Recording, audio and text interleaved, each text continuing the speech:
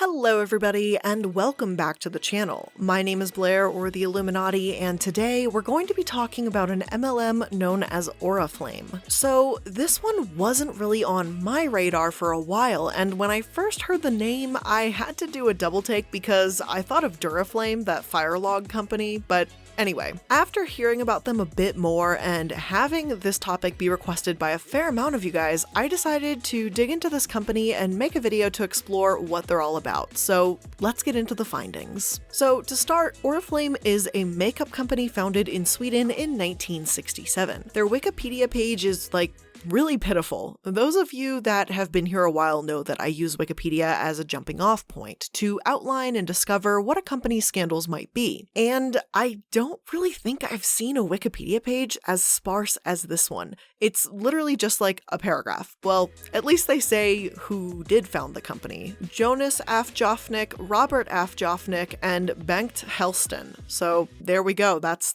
what we got for a starting point. As for the founders, Jonas has a law degree from the University of Stockholm and an MBA from Harvard, so I guess you could interpret this as that he knew he would be able to get away with the pyramid scheme, or, at least be intelligent enough to weasel his way around the rules. He was born in the late 1930s, so he would have been just under 30 years old when Oriflame was founded. And to me, this comes across as a man that wanted to tap into million-dollar MLMs and, the fame and the wealth that it brings their owners. And I'm not trying to hate on a dead man, although, my god, is that turning into a running theme on the MLM series here, but the man did at least establish a charity in 2004 based in Liechtenstein, and the brothers apparently visited developing countries after Oriflame was founded and saw a need for social contribution and made this foundation to support entrepreneurs and give them a head start. So again, even horrible companies or MLM founders can make a good choice every once in a while. As for what Oriflame says about their foundation, they state that it all began in 1967 in a small two-room office in central Stockholm. Two brothers, Jonas and Robert, and their friend Bengt Helston sat down and talked about their dreams. They wanted to create a different kind of company that offered a different kind of product. They came up with the idea of giving people the opportunity to benefit from high-quality beauty products inspired by Swedish nature.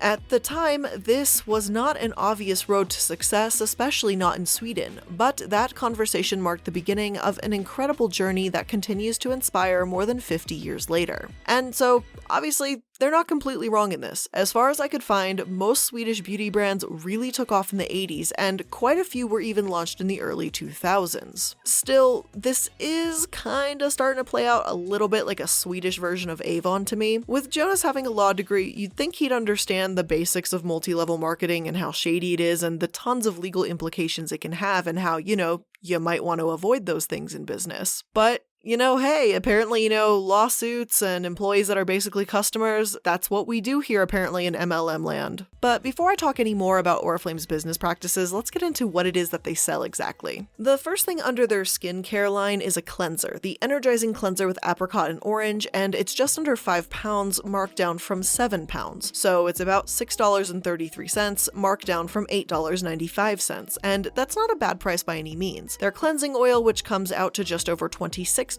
seems a bit much for me, but at least their skincare line doesn't seem nearly as expensive and over the top as plenty of other MLMs that I've seen. So this did give me some high hopes for the company, I will admit, but then we toddle over to the makeup section, and then they start to get into the mid range of products, mid to luxury range, and so that was kind of an interesting change from being kind of affordable skincare prices, and then we go to mid-range luxury for makeup prices. So they sell a tube of lipstick for £10 or $12. I understand that some larger brands like, MAC can command these higher prices, but an MLM named Oriflame commanding those kinds of prices, I don't know about that. But again, maybe I'm just comparing this against my own bias of what I know from being a US shopper. So what about other Swedish brands? After some quick Googling, I found one called Morena Beauty and began looking at some of their products in comparison to Oriflame. All of the foundations Oriflame carries are less expensive and blushes are significantly less expensive, even their powders are cheaper. Same goes with another Swedish brand, which charges around double for their cleansers. So then, how can Oriflame sell so cheaply, and how come it's not here in the United States? Well, to understand how it's sold cheaply, it's pretty simple. It's because the products are manufactured cheaply and not made with quality ingredients. If you look at the brands they sell, namely Essentials and Love Nature, there's hardly any information about them whatsoever.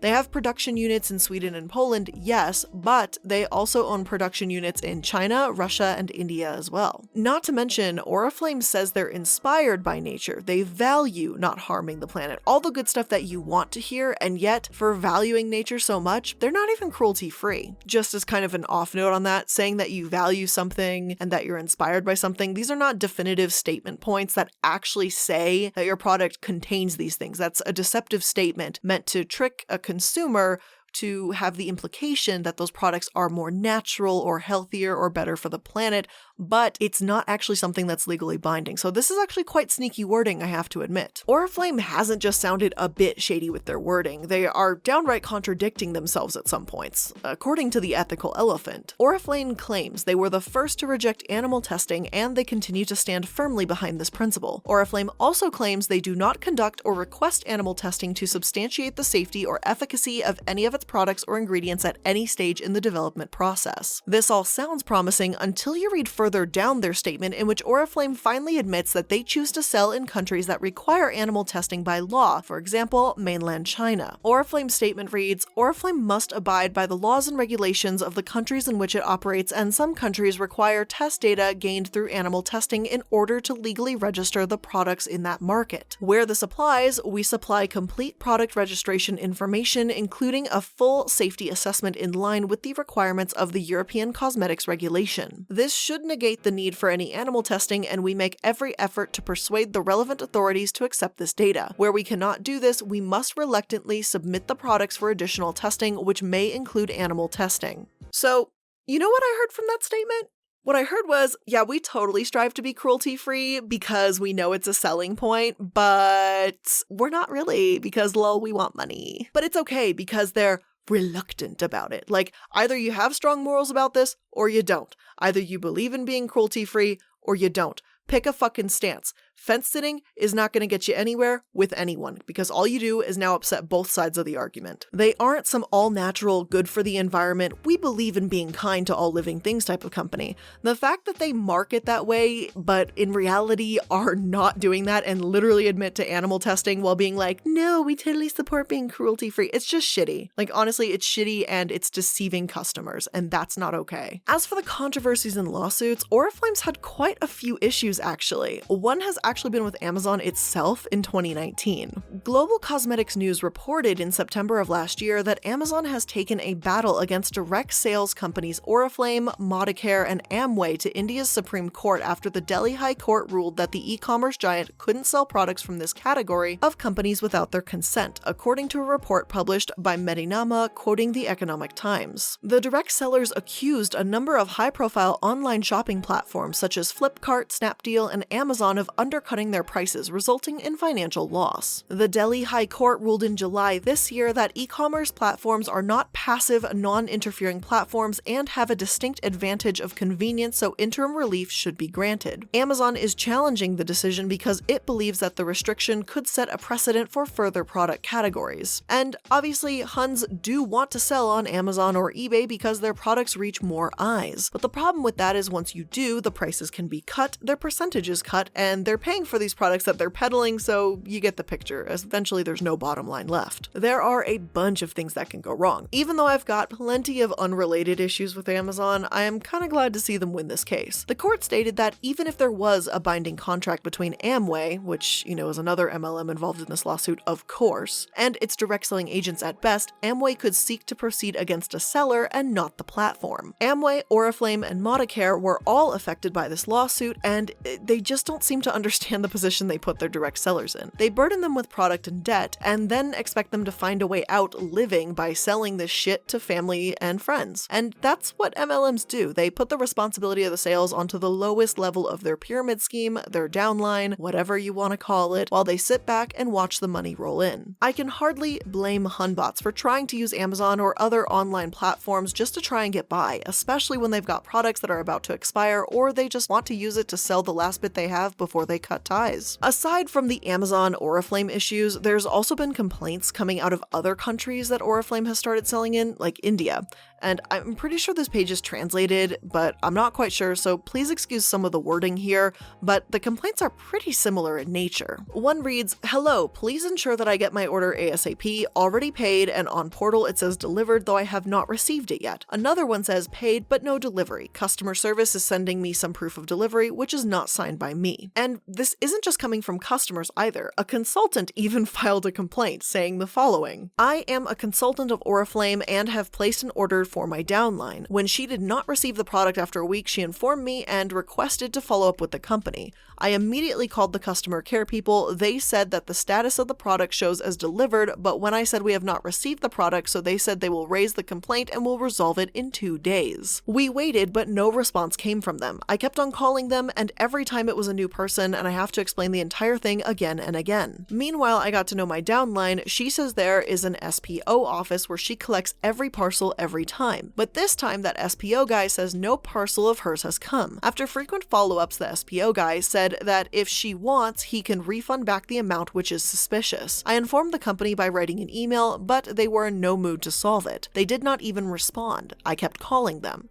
Now they say they will call me back in 1 hour and I wait, but they don't turn up. I want them to do a proper investigation." So, I mean, if this shipping guy was the guy that stole the, supposed package, sure.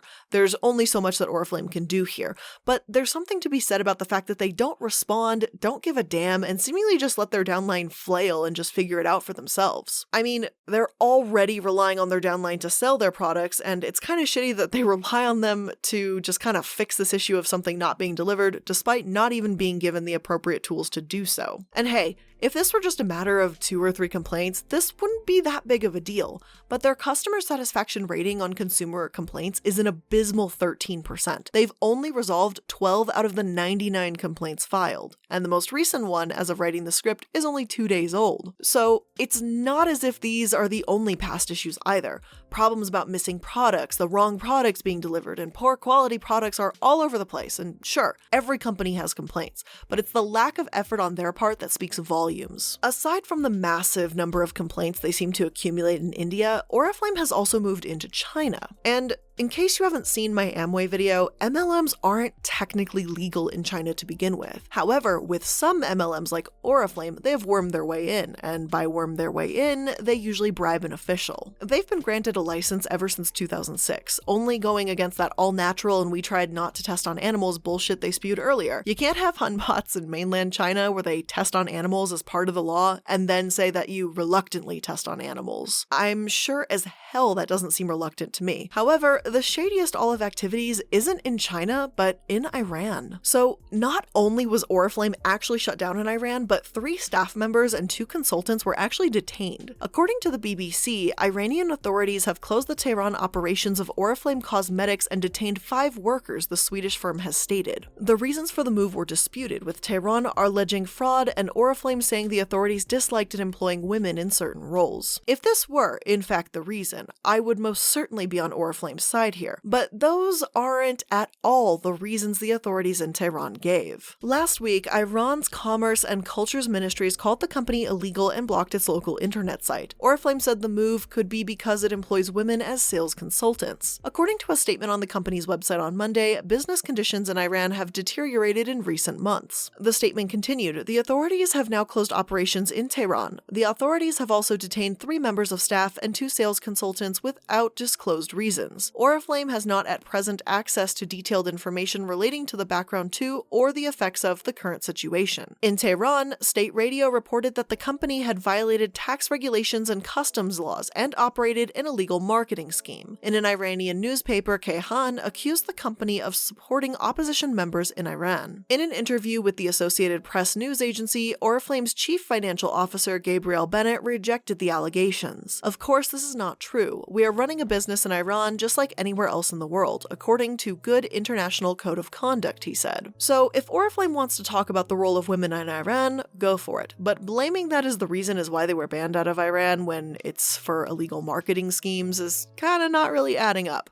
Don't pretend to care now, Oriflame, because you were just caught in literally being a pyramid scheme. I would much rather listen to what Human Rights Watch has to say on the topic and other reputable organizations. Bringing MLMs to the women in Iran doesn't really do anything to help with the current discrimination issues there and really just puts them further into debt. Gender equality is a huge issue and a battle within these countries, but Oriflame's Hunbot programs are not helping with the so-called jobs they offer. Speaking of these jobs, next comes the question I try to ask of every MLM. Can you actually make a living wage doing it? Well, no. Some things never change, no matter the MLM, and you really can't unless you're at the top in the teeny tiny little tiny percentage. So the average Oriflame consultant as of 2016 numbers makes around $40 a month, well, 34 euros to be exact.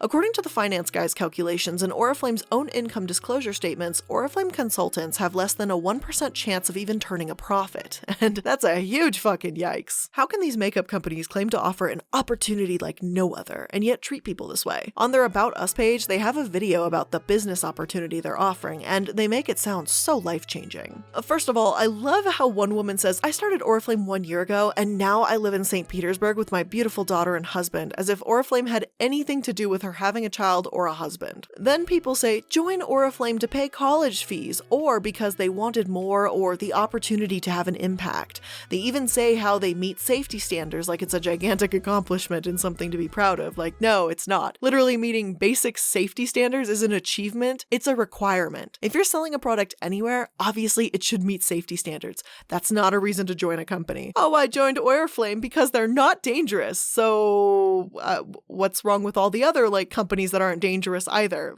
and aren't scams? As much as I hate to say it, their little promotion really reminds me a lot of Hunbot ads I've seen in the US, like Avon, Unique, and plenty of other skincare and beauty MLMs. Oriflame did state back in 2016 that they wanted to start selling in the US within a few years as well, so it's not completely out of the realm of possibilities for Oriflame to start joining these previously mentioned MLMs competing for the market of American Hunbots. Recent developments in the company also show that they're aiming to become private as well, and the Jochnik family that founded is offering $1.3 billion to make some big changes in the coming years. I obviously do not know what the family has in mind, if they're really going to take this MLM to the US or not, but I have a feeling that this isn't the last that we've heard from them. And so, at the end of this video, we're left with yet another MLM that is deceptive, frustrating, doesn't pay its employees a living wage, and yet says they offer life-changing opportunities and markets their products as both natural and made with cutting-edge technology when it is neither. And once again, this just sounds all too familiar. Without a doubt, I think this company would do well in the US. They'd fit right in there with other shitty MLMs that are currently here, and that's absolutely not a compliment. Obviously, we don't need any more MLMs in the US. The fact that MLMs in Europe are relatively quiet and this is one of the few that are starting to catch my attention, it's not good. It means it might be coming over here, and that's kind of scary. But obviously, that's all we got for right now. We just have to wait and see what fucky wuckies they're gonna do in the future. So let me know your thoughts on today's video in the comment section down below. If you guys liked the video, hit that like button. If you guys are new here, hit that subscribe button. If you want additional content from me, you can pop open my description box. You're gonna find links to all of my sources that I used, additionally all of my other YouTube channels, projects, and social media that I'm involved in.